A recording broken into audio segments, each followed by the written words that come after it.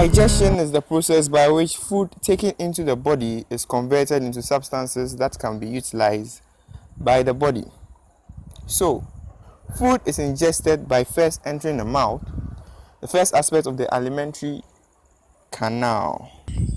The food is masticated and mixed with salivary amylase, and then after bolus formation, the food is swallowed and enters the esophagus. Peristaltic movement helps it to enter the stomach. This is where pepsin, renin, HCl, and mucus are released, where the mucus protects the internal stomach lining. The HCl activates the pepsin, and the pepsin breaks down the food further until it is allowed by a sphincter into the intestines. In the small intestines, the food is broken down further by trypsin and lipase, released from the pancreas, and then absorption or assimilation into the bloodstream takes place from there for growth generally.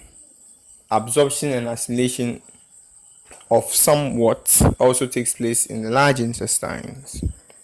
For plants, however, after the roots have absorbed the mineral ions, aka nutrients, and water, they are transpired upward to be used for assimilation.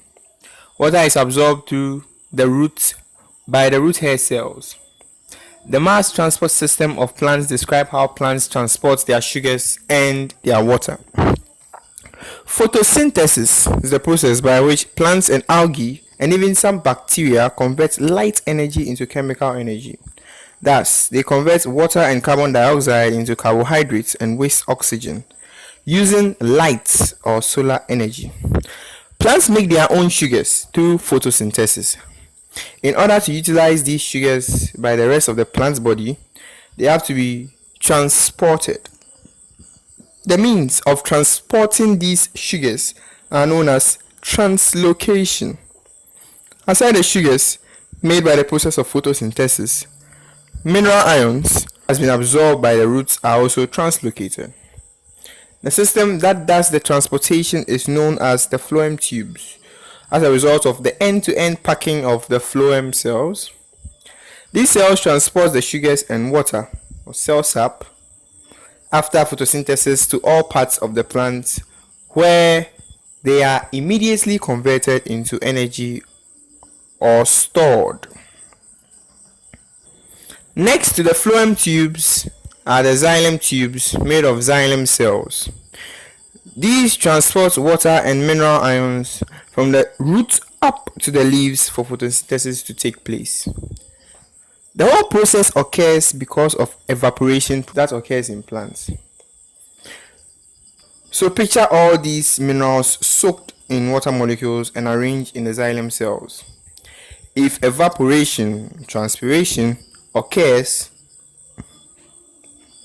on the leaves, taking some of the water molecules away, mostly by the wind, then these molecules arranged move a bit upward and the movement continues. So continuous suit after evaporation, the water molecules move upward, water is blown away, upward, in that order until these mineral ions dissolve in water molecules, reach the leaves where they are transformed into sugars through the process of photosynthesis. The phloem, however, contains these tiny pores underneath each phloem strand. The movement of sugars within these strands could be upward or downward.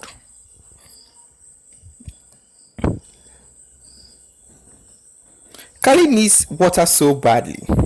His throat was dry and he could barely see, not to mention walk. He noticed some grass a few meters ahead. He was happy, of sort, because he knew there could be water up close. He went towards the grass, uprooted it, started digging. He used all his might to dig and dig until he saw a little gash. He immediately dipped his mouth and gulped all he could. Next up, we see how Khalid gets into the farming business.